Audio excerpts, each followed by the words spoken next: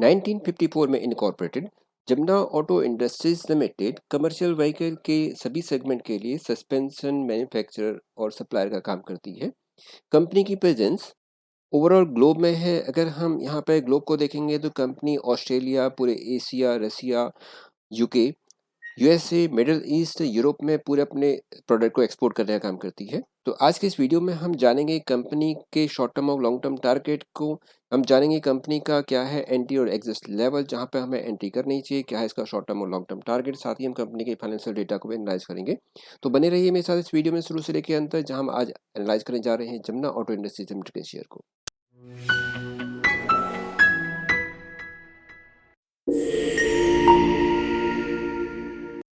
Jamuna auto के chart को हम देखते हैं तो हम देखेंगे कि शेयर का प्राइस अपने लो 94 पीस जो कि इसका था 20 जून 23 को, वहां से बढ़ता हुआ शेयर पहुंचा अपने हाई पर 144 पीस ने अपना हाई बनाया था। ये था इसका 30 अप्रैल को, और इसके बाद शेयर के अंदर हल्की गिरावट हम देख रहे हैं। शेयर का प्राइस था 30 अप्रैल को अपना हाई पर।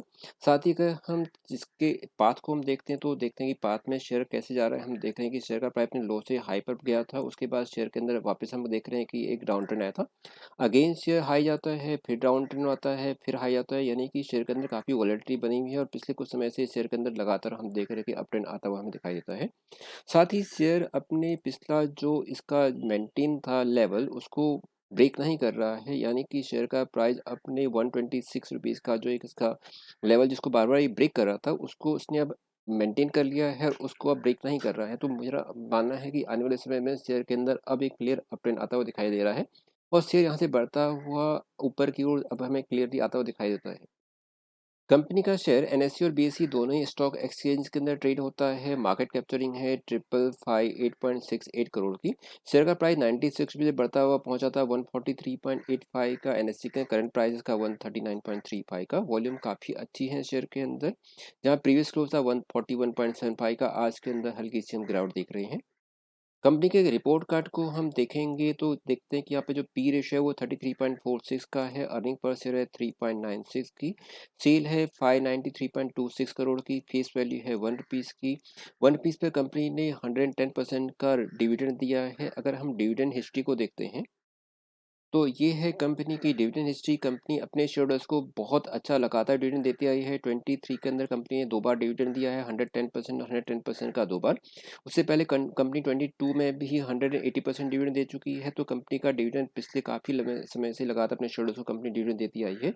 तो कंपनी का डिविडेंड ट्रैक रिकॉर्ड बहुत अच्छा है। यहाँ देखते हैं कंपनी का चार्ट पैटर्न, जिसमें हम कंपनी के 50 डीएमए 200 डीएमए को भी हम एनालाइज करेंगे और देखेंगे कि शेयर का प्राइस अपना लो 96 रुपये से बढ़ता हुआ अपने हाई तक पहुंचा था। अगर साथ ही हम यहाँ पर कंपनी के 50 डीएमए और 200 डीएमए को भी हम एनालाइज करेंगे और देखेंगे कि अभी जो करंट में है शेयर का प्राइस अपने 50 डीएमए और 200 डीएमए दोनों से ऊपर ट्रेड करता हुआ दिखाई देता है। जहाँ कंपनी का जो शेयर का 50 डीएमए है वो है 127.91 और 200 डीएमए 117.82 है, जबकि करंट प्राइस इसका 141.75 का। जानते हैं कंपनी के क्वार्टर रिजल्ट को, और यहाँ पर हम देखते हैं कंपनी की सेल को। तो सेल की परफॉर्मेंस कंपनी कैसी है पिछले कुछ पीरियड में। जो क्वार्टर रिजल्ट हम देख रहे हैं कि जून 23, सितंबर 23, दिसंबर 23 में, तो हम देख रहे हैं कि जहाँ दिसंबर 22 के अंदर कंपनी की सेल थी 591 करोड़ की, 23 मार्च में ये बढ़ के हो गई 623 की। मार्च 23 जून के बाद जून में 575।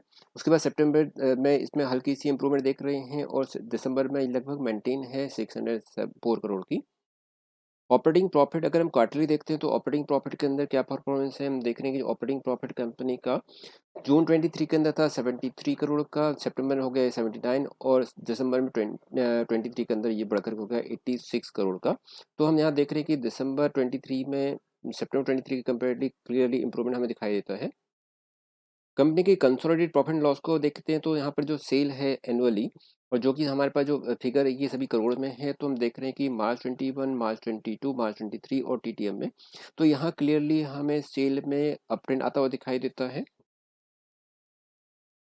साथ ही कंपनी के ऑपरेटिंग प्रॉफिट को हम देखते हैं एनुअली, जो कि यहाँ पर कंसोलिडेटेड अमाउंट में है। तो यहाँ पर हम देख रहे हैं कि मार्च 23 के अंदर जहाँ पर कंपनी का जो ऑपरेटिंग प्रॉफिट था वो था 227 का, मार्च में 23 के अंदर ये बढ़ के हो गया 262 का, और टीटीएम है 318। इसका मतलब क्लियरली है कि जो ऑपरेटिंग प्रॉफिट है कंपनी का वो बढ़ रहा है क्लियरली। मार्च 21 के अंदर 134, मार्च 22 के अंदर 227, मार्च 23 में 262 और टीटीएम है 318।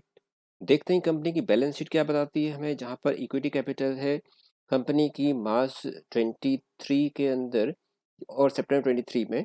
तो ये हमारे पास इक्विटी कैपिटल है 40 करोड़ की। साथ ही कंपनी के रिजर्व को भी हम देख लेते हैं। तो कंपनी का जो रिजर्व है वो हमें क्या बताता है, तो कंपनी का जो रिजर्व है वो हमें बताता है कि कंपनी के पास जो रिजर्व है सितंबर 23 में वो है 796 करोड़ का।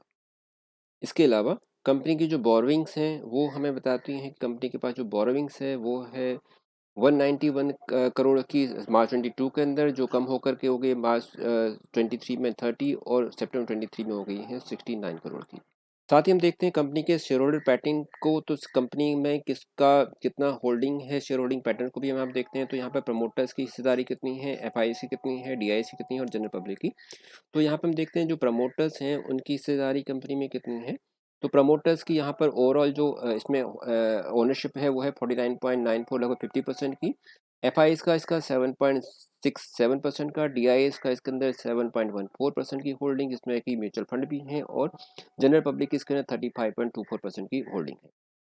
तो वापस लौटते हैं अपने चार्ट पर। तो हम देखेंगे कि पिछले कुछ समय से जहां पर शेयर एक सर्टेन जोन पर ही काफ़ी समय तक कंसोलिडेट कर रहा था, यहाँ हम देख रहे हैं कि शेयर 107 और 116 पर ही ट्रेड करता था।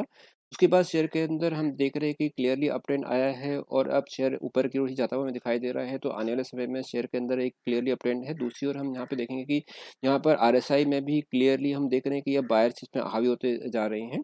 साथ ही इसके अलावा हम यहाँ पर देखेंगे कि जो वॉल्यूम है शेयर के अंदर वो भी काफ़ी अच्छी है, और वॉल्यूम में भी यहाँ हम देख रहे हैं काफ़ी तेज़ी से वॉल्यूम बढ़ रही है, और तो शेयर के अंदर हम देख रहे हैं कि वॉल्यूम में भी वृद्धि हो रही है। आने वाले समय में मेरा ये मानना है कि शेयर के अंदर क्लियरली अप ट्रेंड आता है और शेयर अपने करंट लेवल से बढ़ता हुआ शॉर्ट टर्म यानी कि लगभग 10 से 12 दिन के अंदर शेयर इजीली 150 रुपीज़ तक आसानी से जा सकता है। यहाँ पर आप शॉर्ट टर्म यानी कि 10 से 12 दिन के लिए करंट लेवल से 150 के लेवल के लिए आप यहाँ पे ट्रेड कर सकते हैं। साथ ही आप 128 पीस का एक स्टिक स्टॉप लॉस को मेंटेन करेंगे, और 150 रुपीज़ के लिए आप इसको लेके चल सकते हैं, जहाँ पर आपको 10 से 12 दिन तक ये लेवल आसानी से दिखाई दे सकता है। साथ ही आप 128 रुपीज़ के स्टॉप लॉस को मेंटेन करें।